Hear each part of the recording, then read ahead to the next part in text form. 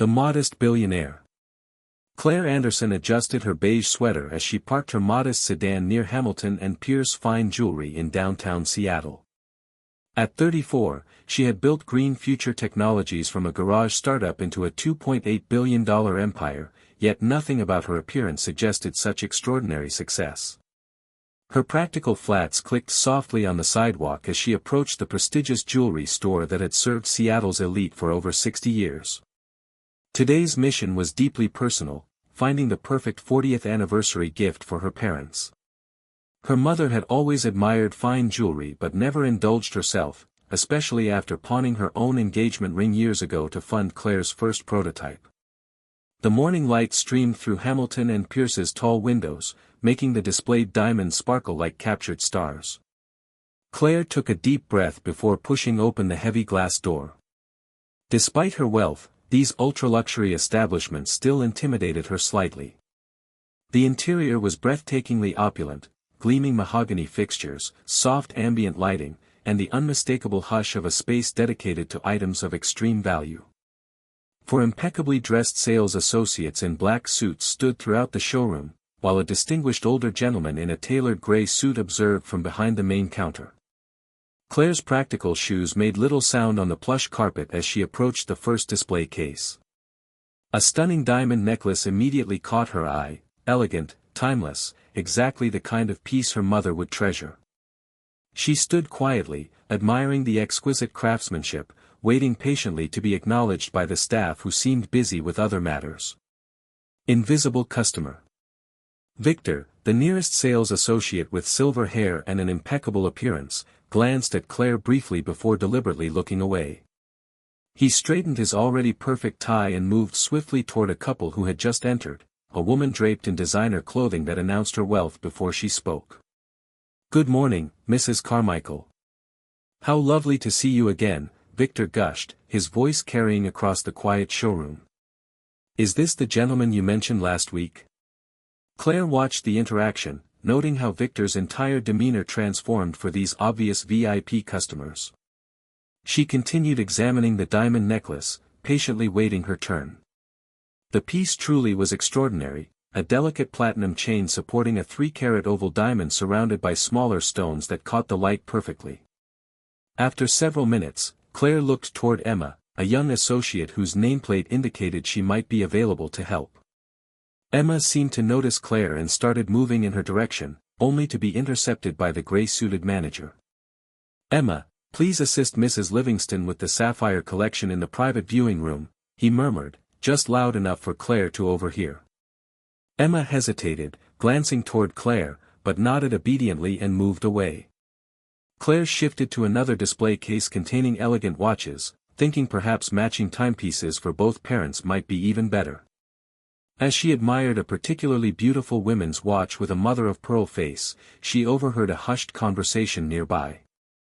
"Who's helping the woman in the beige sweater?" It was the manager speaking to Victor in low tones.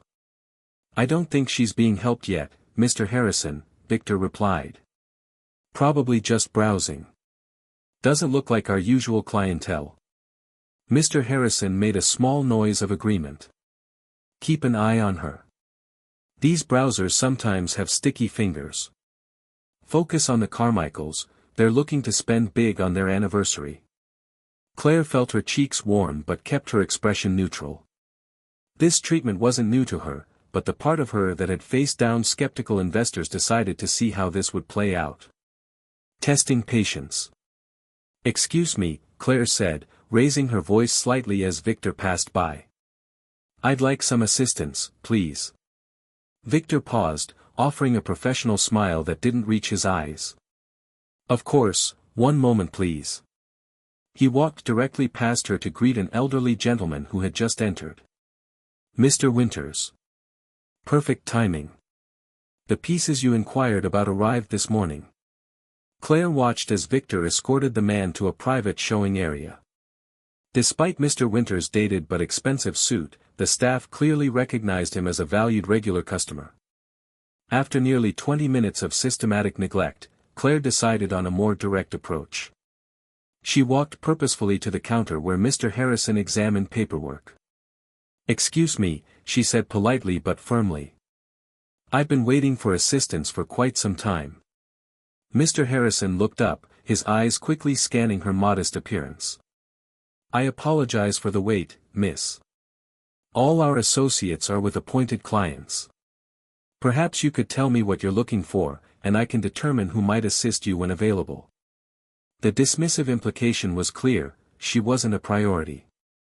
"I'm interested in purchasing an anniversary gift," Claire replied. "Something significant." "I see." His tone remained politely dismissive. "And what price range were you considering?" Before Claire could respond, Emma approached the counter. "Mr. Harrison, Mrs. Livingston has completed her purchase. Would you like me to assist this customer?" Mr. Harrison hesitated.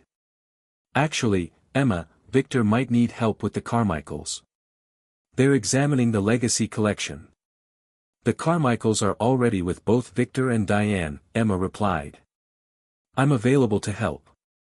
After a slight frown, Mr. Harrison conceded reluctantly. "Very well, but remember, the Rothschilds are coming at 11 for their diamond consultation." As he walked away, Emma turned to Claire with the first genuine smile she'd received since entering the store. "I apologize for the wait. I'm Emma. How can I help you today?" "The ring test." "Thank you, Emma," Claire said warmly. "I appreciate someone finally taking the time to help me." Emma's cheeks flushed slightly. "It's my pleasure. What were you looking for today?" "I'm searching for something special for my mother's 40th anniversary next month. Something truly extraordinary." "That's wonderful," Emma responded with genuine enthusiasm. "Did you have something specific in mind?" Claire gestured toward the display case. "Actually, I was drawn to that 3-carat oval diamond ring. Would it be possible to take a closer look?" Emma's eyes widened slightly. That particular ring carried a $175,000 price tag, but she quickly composed herself. "Of course, let me get that for you." As Emma reached for her keys, Mr. Harrison materialized beside them. "Emma, a word please," he said sharply. He guided her a few steps away, not far enough to prevent Claire from overhearing their whispered conversation. "What do you think you're doing?" "That's one of our premium pieces." "She asked to see it, sir," Emma replied evenly. "Use your judgment," Mr. Harrison hissed. "We can't have browsers handling high-value merchandise. Show her something from the entry collection first."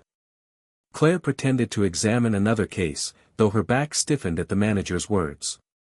Emma returned, her professional smile strained. "I apologize for the delay. Perhaps we could start with some newer pieces in this case. They're quite beautiful and more accessible." Claire met Emma's eyes directly. "I understand what's happening here, Emma, and it's not your fault.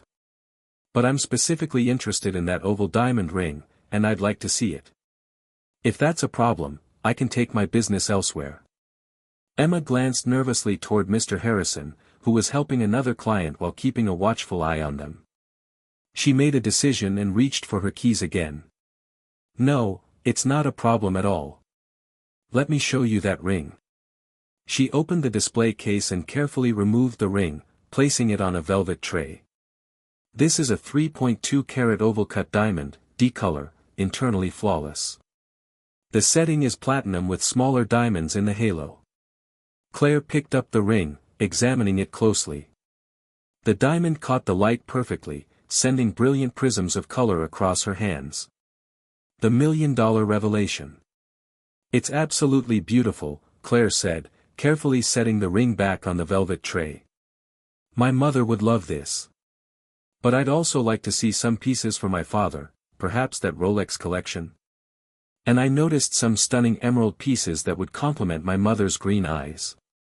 Emma's eyes began to widen as she started to understand the scope of what Claire was considering. Mr. Harrison appeared again, his voice strained. "Before we continue, might I inquire about payment arrangements for these significant purchases?" Claire smiled and reached into her simple leather purse, withdrawing a distinctive black American Express Centurion card. The exclusive card was unmistakable, only individuals with exceptional wealth qualified for the invitation-only program. The color drained from Mr. Harrison's face. He recognized the card immediately and understood its implications. Yes, of course, he stammered. Please, allow me to personally assist you with. No, thank you, Claire interrupted firmly. Emma has been wonderful, and I'd prefer to continue working with her. She's the only person in your establishment who treated me with basic respect and courtesy. Over the next hour, Claire methodically selected pieces, the diamond ring for her mother, matching Rolex watches for both parents, emerald earrings, and several additional items that caught her eye. Emma maintained her professionalism throughout, even as the total climbed steadily past $950,000. As Claire signed the final receipt, she turned to Mr. Harrison, who had been hovering nearby with a mixture of regret and embarrassment written across his face. I'm Claire Anderson, CEO of Green Future Technologies, she said simply. You might want to train your staff that wealth doesn't always announce itself with designer clothes and flashy jewelry. Sometimes it walks quietly through your door in a beige sweater, just looking for the same exceptional service that should match your exceptional products. She turned back to Emma with a warm smile. Thank you for your kindness and professionalism, Emma. I'll be sure to recommend you to my colleagues who appreciate both quality jewelry and quality service. As Claire walked toward the door, her nearly $1 million purchase being prepared for secure delivery, the entire showroom had fallen silent. Victor stood frozen mid-sentence with his current clients, while Mr. Harrison watched helplessly as the largest single sale in months walked out, business that could have been the beginning of a long and profitable relationship. Emma processed the sale with quiet satisfaction, having earned the largest commission of her career not through prejudice or assumptions, but through simple human decency and respect. Outside, Claire walked back to her modest Honda Civic, her parents' anniversary secured, and a valuable lesson delivered to those who had judged her so quickly and so wrongly. The end.